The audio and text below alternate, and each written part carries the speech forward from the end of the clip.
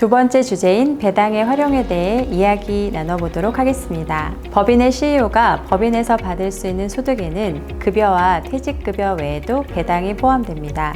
급여와 퇴직급여는 비교적 익숙하지만 배당의 필요성을 충분히 인식하지 못하는 CEO분들이 많은 것이 사실입니다. 배당은 법인이 벌어들인 이익에서 법인세를 납부하고 남은 세후 이익, 즉 이익잉여금을 재원으로 하여서 주주에게 배분하는 소득입니다. 법인의 결산 시 주주총회에서 배당 결의를 통해 배당금을 지급할 수 있으며 이를 일반적으로 정기배당이라고 합니다. 또한 정관의 규정이 있을 경우 연 1회 추가로 배당을 할 수 있으며 이를 중간배당이라고 합니다. 배당은 무엇으로 지급하느냐에 따라 현금 배당, 주식 배당, 현물 배당으로 구분됩니다.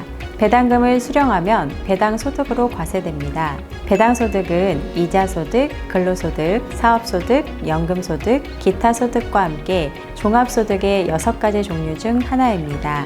개인의 연간 금융소득이 2천만 원을 초과하면 다른 종합소득과 합산하여 과세됩니다. 하지만 소득이 없거나 적은 주주가 배당을 받는 경우에는 세부담이 예상보다 높지 않을 수 있습니다. 현행세법에 따르면 주주가 지분율에 따라 균등하게 배당을 받지 않고 특수관계인이 포기한 배당을 더 받는 경우 증여세가 과세될 수 있습니다. 따라서 배당 정책은 지분 구성에 관한 신중한 의사결정을 수반해야 합니다. 제가 작년 말 기준 회사 재무제표를 보니까 이익잉여금이 10억 원 정도입니다. 이익잉여금은 과거에 회사가 벌어들인 누적 순이익이라고 보시면 됩니다. 이익잉여금이 쌓이면 세법상 주식평가액이 증가합니다. 주식평가 방법은 다음에 자세히 설명드릴 기회가 있겠지만 이익잉여금을 해소하지 않으면 나중에 주식을 상속하거나 증여하실 때 더 많은 세금이 나옵니다. 이익잉여금을 해소하는 방법은 두 가지가 있습니다. 하나는 손실을 내는 방법이고 또 한 가지는 배당을 하는 방법입니다. 말씀하신 대로 상법상 주주 평등 원칙에 따라 균등 배당이 필요합니다. 초과 배당을 하면 증여세가 과세되어 세부담이 크기 때문입니다. 개인별로 연간 금융소득 2천만 원 이내에서 배당을 받는다면 15.4%의 배당소득세만 내시면 됩니다. 큰 금액은 아니지만 매년 꾸준하게 활용하시면 큰 도움이 될 것입니다. 배당 절차는 그렇게 복잡하지 않습니다. 배당은 매년 결산 시에 하는 정기 배당 외에 연도 중에 중간 배당으로 한 번 더 할 수 있습니다. 다만 중간 배당을 하려면 정관의 규정이 필요합니다. 주주총회를 소집해서 배당 결의를 하고 그 내용을 의사록에 남겨놓은 후 배당금을 지급하시면 됩니다.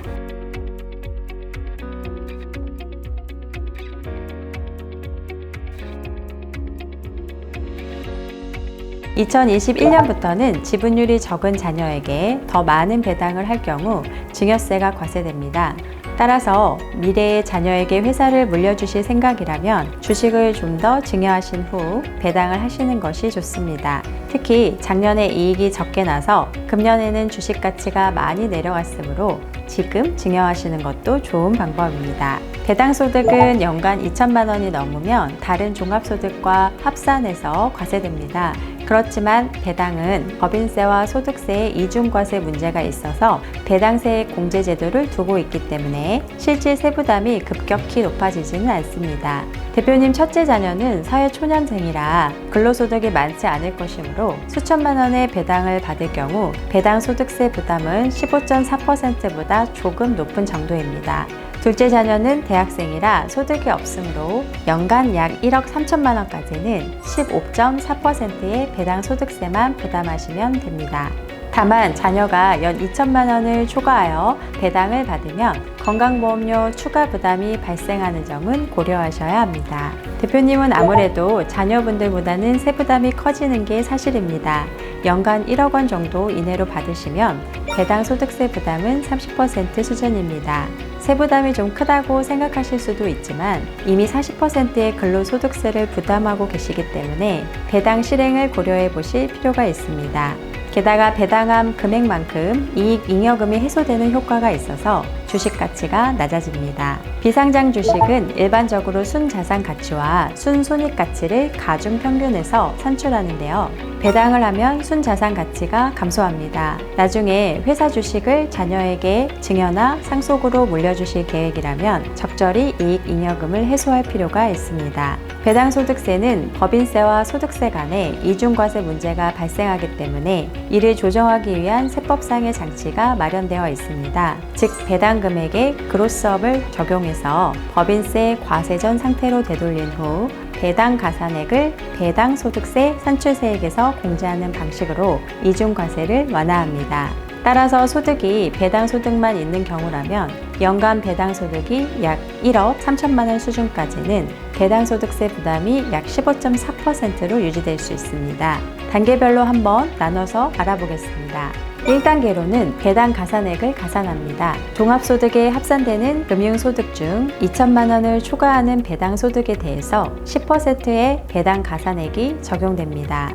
만약 이자소득과 배당소득이 함께 있다면 분리과세 대상인 2천만 원은 이자소득이 먼저 차지하고 이후 배당소득이 포함된 것으로 간주됩니다. 예를 들어서 이자소득이 1천만 원, 배당소득이 1,500만 원인 경우 분리과세 대상 2천만 원은 이자소득 1천만 원과 배당소득 1천만 원으로 구성됩니다. 따라서 2천만 원을 초과하는 500만 원의 배당소득에 10%를 곱하여 50만 원이 배당 가산액이 됩니다. 2단계 종합소득 산출세액을 계산합니다. 종합과세 방식의 산출세액과 분리과세 방식의 산출세액을 비교하여 이 중 큰 금액이 최종 산출세액으로 결정됩니다. 종합과세 산출세액은 2천만 원 초과 금융소득 플러스 배당 가산액 플러스 다른 종합소득 금액 마이너스 종합소득공제 곱하기 기본세율, 그래서 2천만 원 곱하기 14%.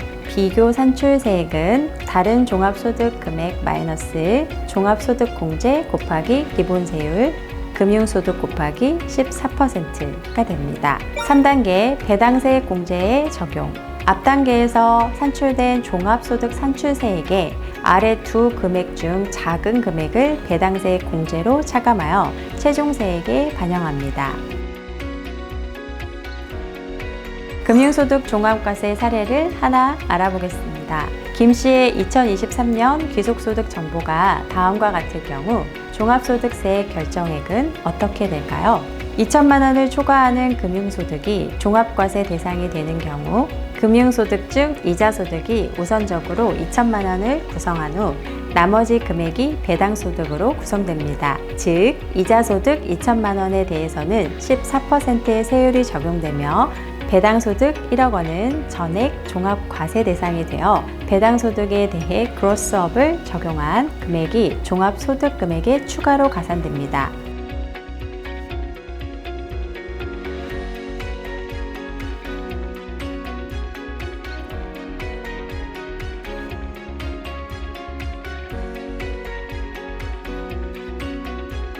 만일 근로소득 등 다른 종합소득이 있는 경우 배당소득이 연간 2천만 원을 초과하면 합산되어 종합과세되므로 세부담이 높아집니다. 요즘은 CEO 분들께서도 주식 투자를 많이 하십니다. 시세 차익을 얻기 위한 목적도 있지만 배당을 받기 위해 투자하시는 경우도 적지 않습니다. 그러나 중소기업 CEO들 중에서는 자신이 소유한 법인에서 배당을 적극적으로 활용하는 경우가 생각보다 많지 않습니다. 배당을 받더라도 세금과 건강보험을 납부하고 나면 실질적으로 남는 금액이 적다는 인식 때문입니다. 하지만 이익잉여금이 계속 쌓이게 되면 결국에는 더 높은 세율의 증여세나 상속세 부담으로 이어질 수 있습니다. 따라서 평소에 꾸준히 배당을 실행하여 이익잉여금을 해소하는 것이 중요합니다.